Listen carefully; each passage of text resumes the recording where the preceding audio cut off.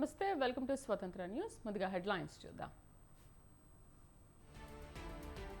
EVM విధ్వంసం కేసులో పిన్నెల్లి కోసం గాలింపు, ఏ క్షణమైనా అరెస్ట్ చేసే అవకాశం.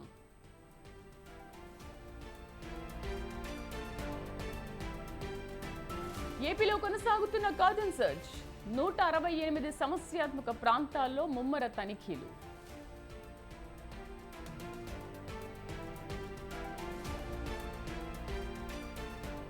చెలో మార్చర్లకు పోలీసుల అనుమతి నిరాకరణ, పల్నాడులో కొనసాగుతున్న 144 సెక్షన్.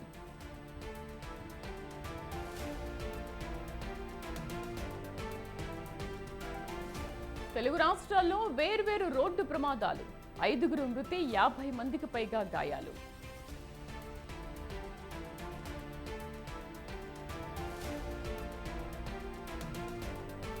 ఉత్తర భారతంలో వేసవి తాపం, ఢిల్లీలో 47 డిగ్రీల ఉష్ణోగ్రతలు.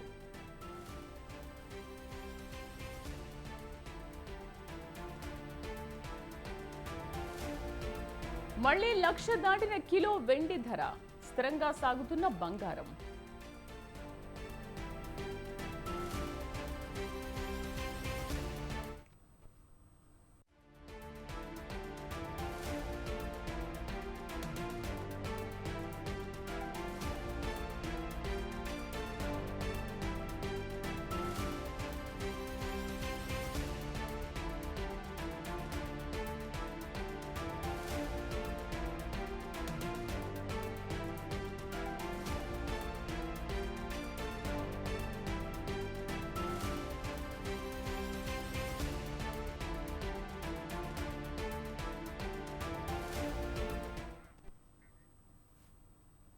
ఈవీఎం ధ్వంసం కేసులో మార్చర్ల వైసీపీ అభ్యర్థి పిన్నెల్లి రామకృష్ణారెడ్డి కోసం ఏపీ పోలీసులు గాలిస్తున్నారు. 4 పోలీస్ బృందాలు ఏపీ తెలంగాణలో విస్తృతంగా గాలిస్తున్నాయి. పిన్నెల్లి కారు మొబైల్ వదిలి వెళ్లినట్లుగా తెలుస్తోంది. విదేశాలకు పారిపోతారన్న సమాచారంతో ఇప్పటికే పిన్నెల్లిపై లుకౌట్ నోటీసులు జారీ చేశారు. మొత్తం పిన్నెల్లిపై 10 సెక్షన్ల కింద కేసులు నమోదు చేశారు. హైదరాబాద్లోనే ఏపీ పోలీస్ బృందాలు మకాం వేశాయి. ఇప్పటికే పిన్నెల్లి డ్రైవర్ మరికొందని పోలీసులు అదుపులోకి తీసుకున్నారు. మార్చర్లలో ఎలాంటి అవాంఛనీయ ఘటనలు జరగకుండా అదనపు బలగాలు మోహరించాయి.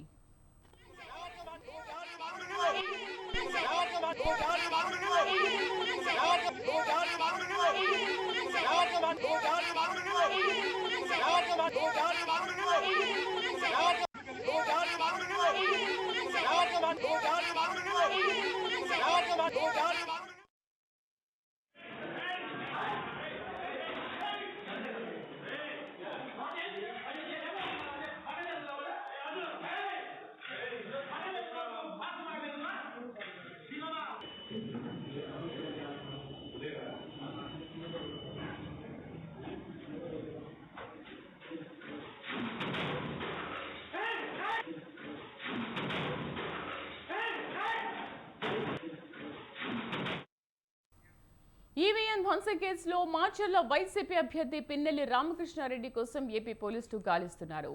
4 పోలీస్ బృందాలు ఏపీ తెలంగాణలో విస్తృతంగా గాలిస్తున్నాయి.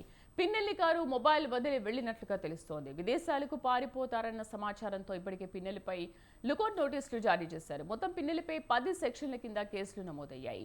హైదరాబాద్లోనే ఏపీ పోలీస్ బృందాలు మకాం వేశాయి. ఇప్పటికే పిన్నెల్లి డ్రైవర్ మరికొందని పోలీసులు అదుపులోకి తీసుకున్నారు. మార్చర్లలో ఎలాంటి అవాంఛనీయ ఘటనలు జరగకుండా అదనపు బలగాలు మోహరించాయి. పూర్తి సమాచారం కరెస్పాండెంట్ రమేష్ లైవ్ లో అందిస్తారు. రమేష్, ప్రస్తుతం మార్చర్లలో పరిస్థితి ఎలా ఉంది?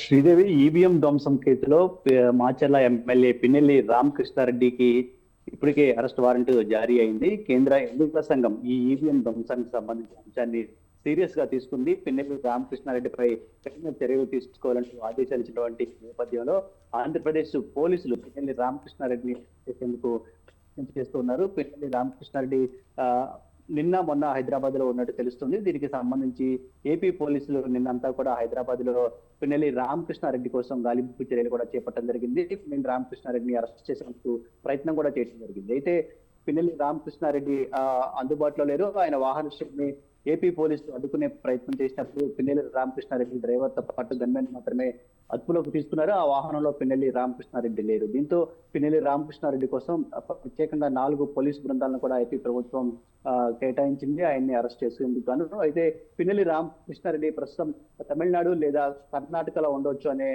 సమాచారం అయితే ఏపీ పోలీసులకు అందుతూ ఉంది. ఈ నేపథ్యంలో అక్కడ కూడా పిన్నెల్ని అదుపులోకి తీసుకునేందుకు ఏపీ ప్రభుత్వం అయితే ఏపీ పోలీస్ శాఖ అయితే ప్రయత్నాలు చేస్తున్నట్టు తెలుస్తూ ఉంది. ఇక మాచర్ల నియోజకవర్గంలో చూస్తే ఇప్పటికే 144 సెక్షన్ అమల్లో ఉంది.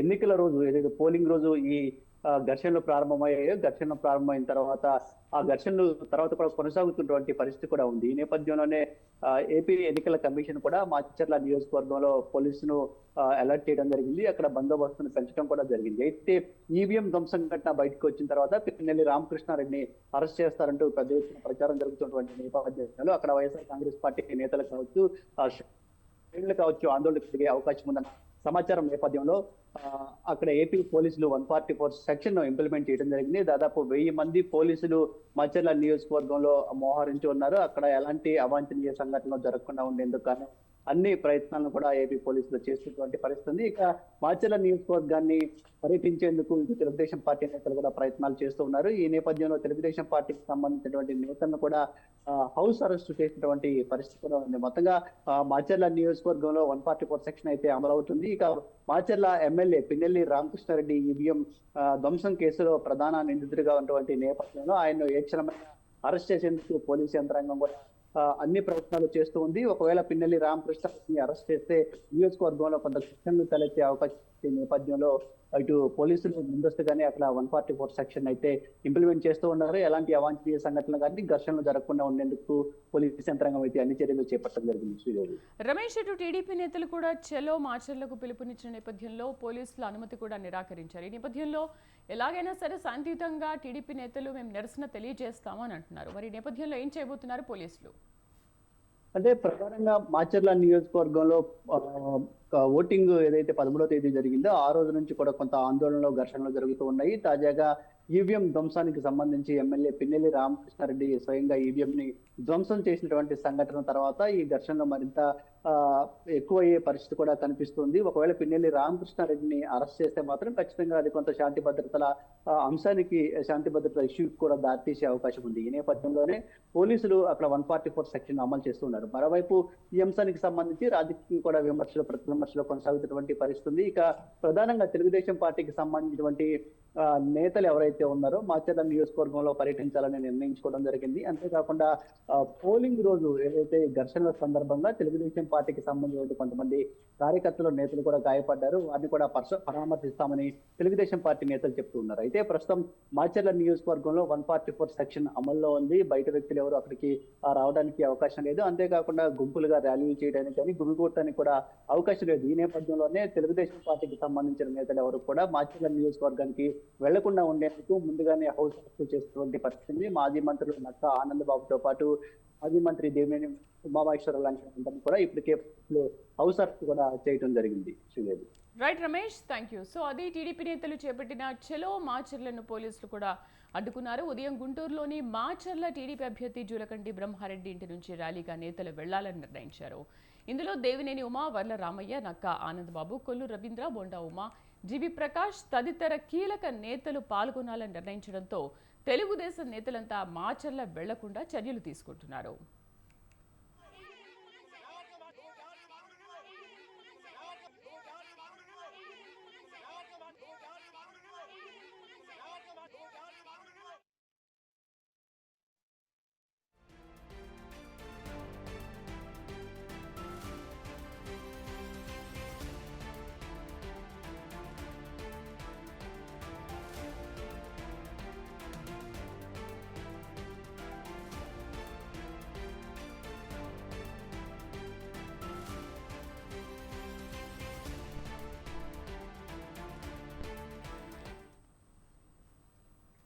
టీడీపీ నేతలు చేపట్టిన చలో మాచర్లను పోలీసులు అడ్డుకున్నారు. ఉదయం గుంటూరులోని మాచర్ల టీడీపీ అభ్యర్థి జూలకంటి బ్రహ్మారెడ్డి ఇంటి నుంచి ర్యాలీగా నేతలు వెళ్లాలని నిర్ణయించారు. ఇందులో దేవినేని ఉమా, వర్ల రామయ్య, నక్కా ఆనందబాబు, కొల్లు రవీంద్ర, బొండా ఉమా, జీవి ప్రకాష్ తదితర కీలక నేతలు పాల్గొనాలని నిర్ణయించడంతో తెలుగుదేశం నేతలంతా మార్చర్ల వెళ్లకుండా చర్యలు తీసుకుంటున్నారు. ఎక్కడికక్కడ టీడీపీ నేతలను గృహ నిర్బంధం చేస్తున్నారు. గుంటూరులో మాజీ మంత్రి నక్కా ఆనంద్ బాబు, కనపర్తి శ్రీనివాసరావు ఇళ్ల వద్ద పోలీసులు భారీగా మోహరించారు. వారు బయటకు రాకుండా పటిష్ట బందోబస్తు ఏర్పాటు చేశారు.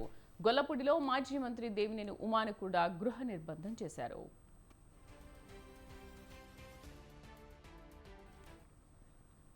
ఏపీలో మరోసారి గొడవలు జరగకుండా పోలీసులు జాగ్రత్త చర్యలు తీసుకుంటున్నారు. టీడీపీ తలపెట్టిన చలో మార్చర్ల పిలుపుతో పోలీసులు అలర్ట్ అయ్యారు. చలో మార్చర్ల నేపథ్యంలో ఎక్కడ ఎలాంటి అవాంఛనీయ సంఘటనలు జరగకుండా ముందస్తు చర్యగా పోలీసులు టీడీపీ నేతలను హౌస్ అరెస్టు చేస్తున్నారు. మాజీ మంత్రి నక్కా ఆనంద్ బాబు, టీడీపీ నేతలు జులకండి బ్రహ్మారెడ్డి, కనపర్తి శ్రీనివాసరావులను హౌస్ అరెస్ట్ చేశారు. పోలీసుల తీరుపై టీడీపీ నేతలు ఆగ్రహం వ్యక్తం చేస్తున్నారు.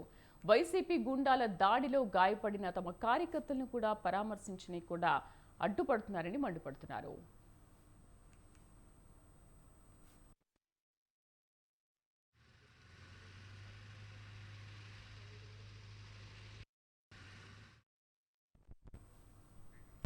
ఈ నెల 13న జరిగిన పోలింగ్ సందర్భంగా వైసీపీ నేతల దాడులలో గాయపడిన బాధితులను పరామర్శించాలని నిర్ణయించారు.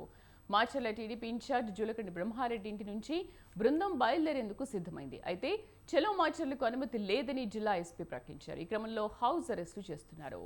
ఏపీలో ఎన్నికల పోలింగ్ రోజు ఆ తర్వాత జరిగిన ఘర్షణలపై కేంద్ర ఎన్నికల సంఘం సీరియస్ అయింది.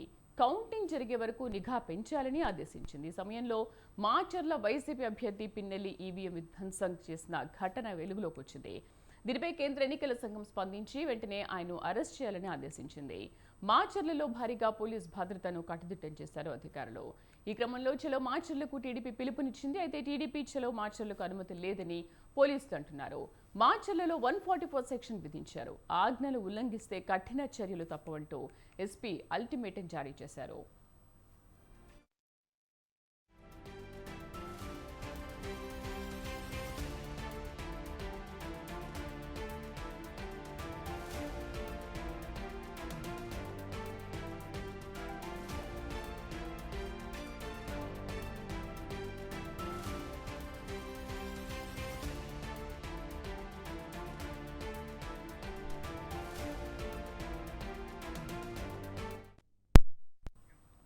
ఏసీపీ ఉమామహేశ్వరరావు బాధితులు ఒక్కొక్కరు బయటకు వస్తున్నారు. ఇబ్రహీంపట్నంలో ఏసీపీగా ఉన్న సమయంలో ఉమామహేశ్వరరావు అరాచకాలు వెలుగులోకి వస్తున్నాయి.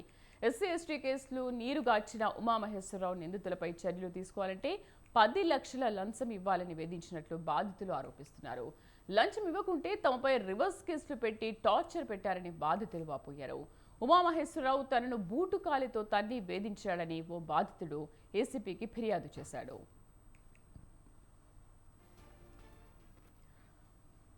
ఆదాయానికి మించిన ఆస్తుల కేసులో ఉమామహేశ్వరరావును అరెస్ట్ చేసిన ఏసీబీ అధికారులు కోర్టులో హాజరుపరిచారు. ఉమామహేశ్వరరావుకు 14 రోజుల జ్యుడిషియల్ రిమాండ్ విధించింది నాంపల్లి ఏసీబీ కోర్టు. జూన్ 5వ తేదీ వరకు ఉమామహేశ్వరరావుకు రిమాండ్ విధిస్తూ కోర్టు ఆదేశాలు జారీ చేసింది. దీంతో ఏసీబీ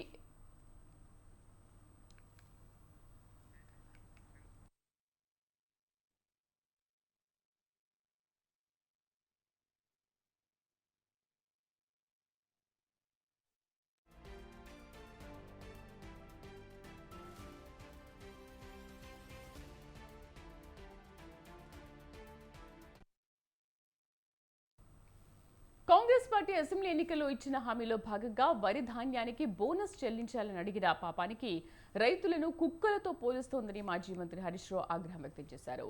సిద్దిపేట జిల్లా అప్పారావుపేటలోని వరి కొనుగోలు కేంద్రాన్ని హరీష్ రావు సందర్శించారు. ఈ సందర్భంగా కొనుగోలు జాప్యంపై జాయింట్ కలెక్టర్తో మాట్లాడి తొందరగా కొనుగోలు చేయాలని కోరారు. 100 రోజుల్లో 6 గ్యారంటీ పథకాలను అమలు చేస్తామని హామీ ఇచ్చిన కాంగ్రెస్ పార్టీ హామీలను తుంగలో తొక్కి ఇప్పుడు సన్న రకాలకే బోనస్ ఇస్తామని సన్నాయి నొక్కులు నొక్కుతున్నారని ఎద్దేవా చేశారు. అసెంబ్లీలో అన్ని రకాల వరి ధాన్యానికి బోనస్ ఇచ్చేదాకా రైతుల పక్షాన నిలబడి పోరాడతామని హరీష్ రావు స్పష్టం చేశారు. 500 బోనస్ 100 రోజులు ఇస్తామన్నారు. 180 రోజులైంది.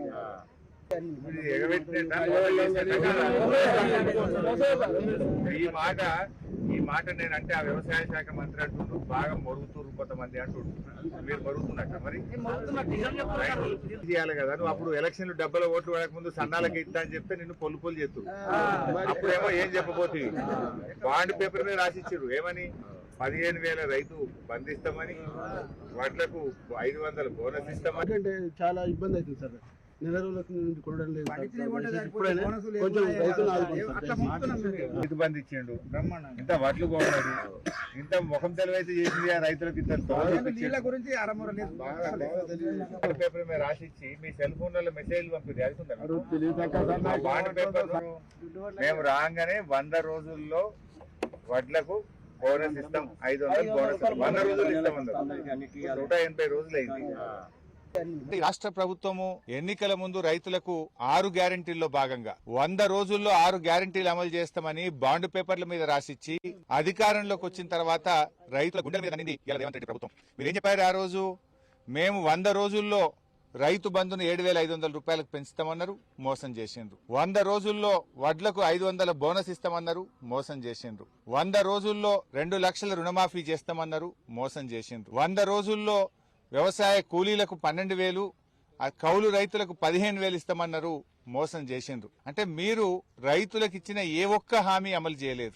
బాండ్ పేపర్ మీద రాసిచ్చి వడ్లకు 500 బోనస్ ఇస్తామని, ఇవాళ సన్నాలకు మాత్రమే బోనస్ ఇస్తామని సన్నాయి నొక్కులు నొక్కుతుండ్రు. ఆ రోజు మీరు రాసిచ్చిన బాండ్ పేపర్ మీద మీరు సంతకాలు పెట్టిండ్రు కదా. పిసిసి అధ్యక్షుడు సంతకం పెట్టిండు, ఆ రోజు బట్టి విక్రమార్క గారు సంతకం పెట్టిండ్రు. మరి మీరు సంతకాలు పెట్టి నమ్మబలికి బాండ్ పేపర్లు ఇచ్చి చేతులల్లో పట్టుకొని ఇవాళ వడ్లకు బోనస్ ఏమైందంటే చేతులు లాబడుతున్నారు. మీరు ఎందుకు ఇయ్యరు బోనస్? రాష్ట్ర ప్రభుత్వము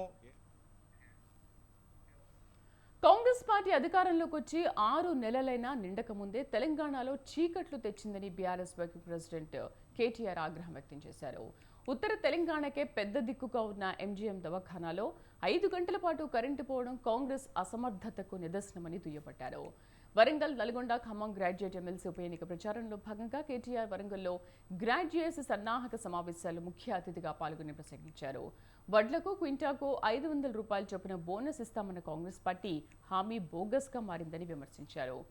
ఇప్పుడు సన్నబడ్లకే ఇస్తామంటూ రైతులను మోసం చేశారని మండిపడ్డారు. రైతు బిడ్డగా చదువుకున్న బీఆర్ఎస్ ఎమ్మెల్సీ అభ్యర్థి రాకేష్ రెడ్డి కావాలో లేదా మహిళల మెడలో తాళిబొట్టు కొట్టేసే కాంగ్రెస్ పార్టీ ఎమ్మెల్సీ అభ్యర్థి చింతపండు నవీన్ కావాలో పట్టభద్రులు తెలుసుకోవాల్సిన సమయం ఆసనమైందని మాజీ మంత్రి కేటీఆర్ అన్నారు.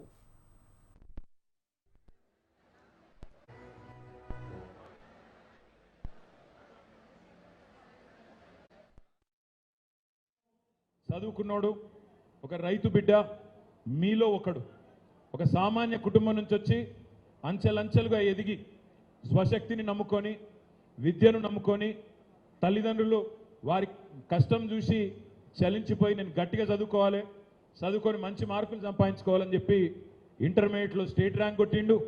తర్వాత బిట్స్ పిలానికి పోయిండు.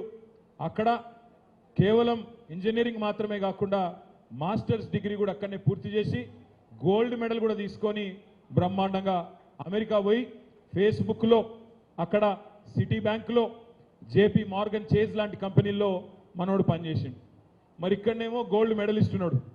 ఇక కాంగ్రెస్ వాడేమో గోల్డ్ ఎత్తుకపోయేటోడు. మీ కుల్ల చెప్తున్నా, సిగ్గుపడేది ఏం లేదు. దబ్బన సందు దొరికితే ఆయన మెడల పుస్తకాలు కూడా గుంజుకోపోయే బ్యాచ్. తమ్ముడేమో చదువు. బెంగళూరు రేవ్ పార్టీ సినీ ఇండస్ట్రీనే కాదు తెలుగు రాష్ట్రాలను కుదిపేస్తోంది. తాజాగా విజయవాడలో రేవ్ పార్టీ మూలాలు బయటపడ్డాయి.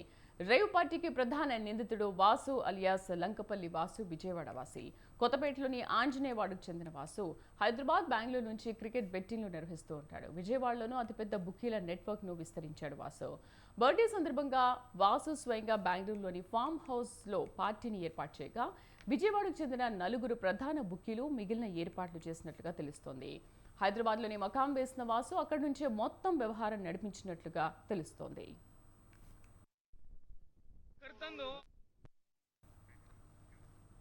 బెంగళూరు రేవ్ పార్టీపై పోలీసుల దర్యాప్తు ముమ్మరం చేశారు. ఈ కేసులో ఇప్పటికే 5గురిని అరెస్ట్ చేశారు. పార్టీ నిర్వాహకులు లంకపల్లి వాసు విజయవాడ వాసిగా గుర్తించిన పోలీసులు అతనికి చాలా మంది సినీ సెలబ్రిటీలు, రాజకీయ నేతలతో పరిచయం ఉందని గుర్తించారు. ప్రతి సంవత్సరం వాసు పార్టీలు ఏర్పాటు చేస్తున్నట్లు తెలిసిందే.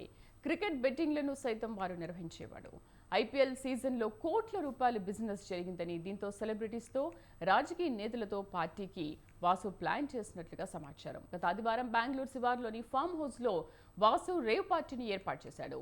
పోలీసుల దాడులు చేసి రేవ్ పార్టీలో డ్రగ్స్ సీజ్ చేశారు. రేవ్ పార్టీకి వచ్చిన వారి వద్ద నుంచి బ్లడ్ శాంపిల్స్ తీసుకున్నారు. వాటిని ఎఫ్ఎస్ఎల్కు పంపించారు. డ్రగ్స్ ప్లెడ్లర్లతో వాసుకున్న సంబంధాలపై పోలీసులు ఆరా తీస్తున్నారు.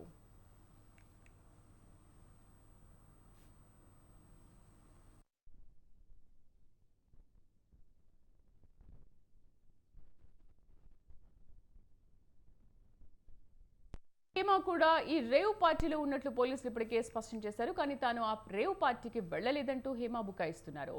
ఈ మేరకు తాను ఇంట్లోనే ఉన్నట్లు పలు వీడియోలను సామాజిక మాధ్యమాల్లో షేర్ చేస్తున్నారు. మరోవైపు రక్త పరీక్షలో డ్రగ్స్ తీసుకున్నట్లు తేలితే వారిపై చర్యలు తీసుకునేందుకు పోలీసులు సిద్ధమవుతున్నారు.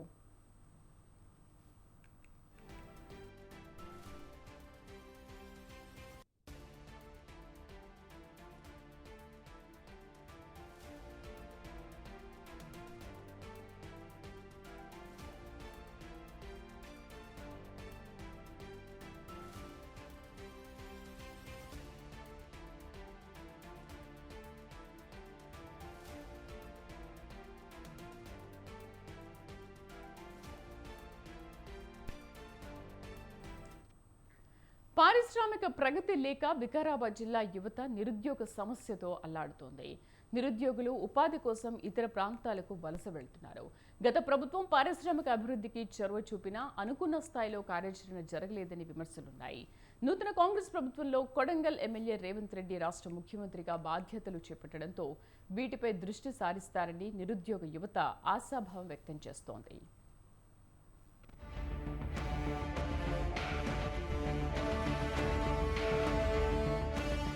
పదేళ్ల క్రితం అప్పటి పాలకుల నోట వినిపించిన మాట పరిగిలో పారిశ్రామికవాడ. రాష్ట్ర అవతరణ అనంతరం బీఆర్ఎస్ ప్రభుత్వం ఏర్పాటు. ఆ సర్కారు హయాంలో పాత మాటగా మారిన పరిగి పారిశ్రామికవాడ ఇప్పుడు తెలంగాణ రాష్ట్ర పాలనా పగ్గాలు హస్తం పార్టీ హస్తగతం అవడంతో నిరుద్యోగుల్లో చిరు ఆశలు రేకెత్తాయి.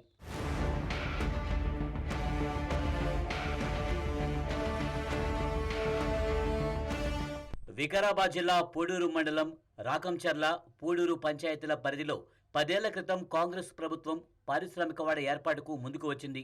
రాకంచర్ల పూడూరు గ్రామ పంచాయతీలోని 5/1, 243/1, 244/1, 245/1, 246/1, 247/1, 248/1 సర్వే నంబర్లలో ఉన్న 112.48 ఎకరాల పేదల భూములను ఇందుకోసం గుర్తించి వారికి పరిహారం అందించారు. హైదరాబాద్ బేజాపూర్ జాతీయ రహదారి NH 163 కలిగి ఉండడంతో ఇక్కడ పరిశ్రమలు ఏర్పాటు చేస్తే రవాణా సౌకర్యం అనుకూలంగా ఉంటుందని భావించారు. దీంతో 2014లో అధికారులు పారిశ్రామికవాడ ఏర్పాటుకు ప్రతిపాదించారు. ఈ భూములను పారిశ్రామిక మౌలిక వసతుల కల్పనా సంస్థ APIICకు అప్పగించింది. ఈ సమీపంలో జాతీయ రహదారి, mission Bhagiratha plant, solar power plant, పవన విద్యుత్ వంటి వాటికి అనుకూలంగా ఉన్నాయి. గతం మాట ఎలా ఉన్నా ప్రస్తుత పాలకులైనా దీనిపై దృష్టి సారిస్తే ఈ ప్రాంతం అభివృద్ధి చెందడంతో పాటు యువతకు ఉపాధి అవకాశాలకు మార్గం సుగమమవుతుందన్న ఆశాభావం సర్వత్రా వ్యక్తమవుతుంది. ఇండస్ట్రియల్ పార్క్ అనేది 2009లో ప్రతిపాదనలు పంపినరు. మనకు తెలంగాణ ఏర్పడ్డాక మనకు ఆమోదం వచ్చింది. దాని నుంచి మనకు జీవనోపాధి, చాలా మందికి జీవనోపాధి జరుగుతుంది. నిరుద్యోగులైనటువంటి యువకులందరికీ కూడా జీవనోపాధి కల్పించాలని మరి ప్రభుత్వానికి విన్నవించుకుంటున్నాము. మరి ఇక్కడ స్టీల్ ఫ్యాక్టరీలు అటువంటి వస్తున్నాయి కాబట్టి ఆ ఫ్యాక్టరీలల్లో కూడా మరి బీహార్ నుంచి కూడా కానీ, ఛత్తీస్గఢ్ కానీ, ఒరిస్సా నుంచి కానీ ఇక్కడ వచ్చి పనిచేస్తున్నారు. మరి ఇక్కడ ఉన్నటువంటి యువకులకు ఎక్కడ జీవనోపాధి లేదు కాబట్టి ఇక్కడ స్థానికులకు మాత్రమే ఈ అవకాశాన్ని కల్పించాలని. వ్యవసాయ ప్రధాన జీవనాధారంగా ఉన్న పరిగి నియోజకవర్గంలో పారిశ్రామిక ఏర్పాటు ఎంతో శుభ పరిణామమని పలువురు వ్యాఖ్యానిస్తున్నారు. పరిశ్రమల ఏర్పాటుకు ఎంపిక చేసిన ప్రదేశంలో మౌలిక సదుపాయాలు కల్పించేందుకు అప్పట్లో 748,50,000 రూపాయల నిధులతో నీటి సదుపాయం, 2 వరుసల బీటీ రోడ్, విద్యుత్ తదితర సౌకర్యాలను పూర్తి చేశారు. వేరువేరుగా ఫ్లాట్లు చేసి సీరియల్ నెంబర్లు వేసి ఉంచారు. మొత్తం 38 పరిశ్రమల ఏర్పాటుకు అనువుగా ఉందని అధికారులు గుర్తించారు. ప్రారంభంలో పరిశ్రమలను ఏర్పాటు చేసేందుకు నిర్వాహకులు ముందుకు రాకపోవడంతో కేవలం 6 పరిశ్రమలు ఏర్పాటు చేశారు. అయితే 4 పరిశ్రమలు మాత్రమే కొనసాగుతున్నాయి. వాటిలో స్థానికులకు 10ల సంఖ్యలో మాత్రమే ఉపాధి అవకాశాలు లభించాయి. చాలా కాలంగా ఈ స్థలం ఖాళీగానే కనిపించింది. ప్రస్తుతం రాష్ట్రంలో తిరిగి కాంగ్రెస్ ప్రభుత్వం అధికారంలోకి రావడం, జిల్లాకు చెందిన వ్యక్తి ముఖ్యమంత్రి కావడంతో స్థానికుల్లో ఆశలు చిగురిస్తున్నాయి. మా దగ్గరలో ఉన్న పూడూరు దగ్గర ఇండస్ట్రీ పార్క్ ఏర్పాటు చేశారు. అది నామకవాస్తవంగానే ఉన్నది, కానీ ఇప్పటి వరకు 2-3 కంపెనీలు మాత్రమే అక్కడ ఎస్టాబ్లిష్ అయినాయి. అక్కడ పూర్తి స్థాయిలో ఇంకా కాలేదు. పూర్తి స్థాయిలో కొనసాగిస్తే ఇక్కడ లోకల్గా ఉన్న మా యువతకి ఎంప్లాయ్మెంట్ దొరుకుతుంది. 2014 కాంగ్రెస్ గవర్నమెంటే అప్రూవల్ ఇచ్చింది పూడూరులో ఇండస్ట్రియల్ పార్కు. ఇప్పుడు కూడా మా కాంగ్రెస్ గవర్నమెంటే ఉంది కాబట్టి దయచేసి మా ఎమ్మెల్యే గారు కానీ సీఎం గారు కానీ చాలా త్వరగా ఆ కంపెనీల ప్రాసెస్ ఇక్కడికి రావడం తీసుకురావాల్సిందిగా, ఇక్కడ ఉన్న యువతను తప్పుదో పడకుండా ఎంప్లాయ్మెంట్ ఉండాలి. ఆ ఎంప్లాయ్మెంట్ ఇవ్వడంతో ఆ కుటుంబాలు బాగుపడితే, ఒక కుటుంబాలు వాళ్ళు బాగుపడితే మనం అందరం బాగుంటాం. దయచేసి అది చేయాలని కోరుకుంటాం. హైదరాబాద్ శివారు కాటేదాను ప్రాంతంలో కొనసాగుతున్న వివిధ పరిశ్రమలను రాకంచాలకు తరలించాలని గత ప్రభుత్వం పరిశ్రమల యాజమాన్యాలకు ఆదేశాలు జారీ చేసింది.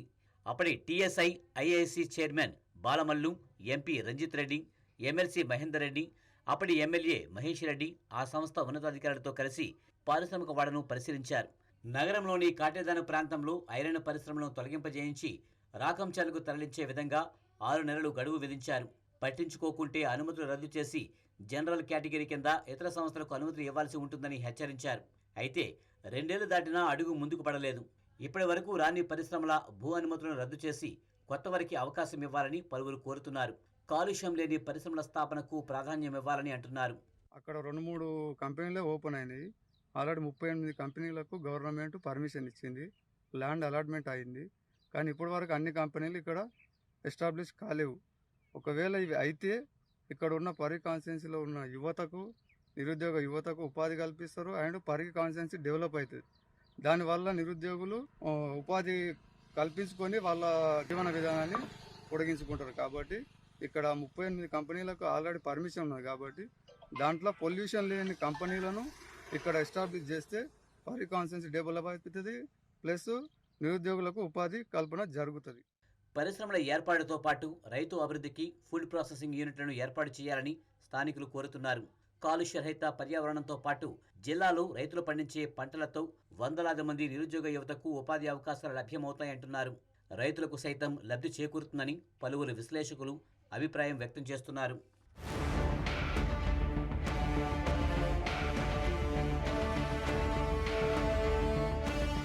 వ్యవసాయమే ప్రధాన జీవనాధారంగా ఉన్న పరిగి నియోజకవర్గంలో పారిశ్రామిక ప్రగతిపైన పాలకులు దృష్టి సారించాలని నిరుద్యోగులు వేడుకుంటున్నారు.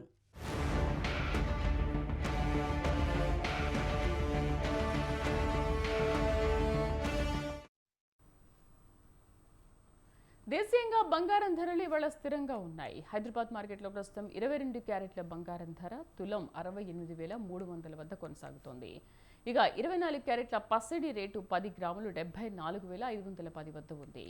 బంగారం ధరలు స్థిరంగా ఉన్నప్పటికీ వెండి ధరలు మాత్రం దేశీయంగా ఇంకా పెరిగాయి. హైదరాబాద్ నగరంలో కూడా 1,200 రూపాయలు పెరిగింది. దీంతో ప్రస్తుతం కిలో వెండి ధర ₹1,00,000 దాటింది.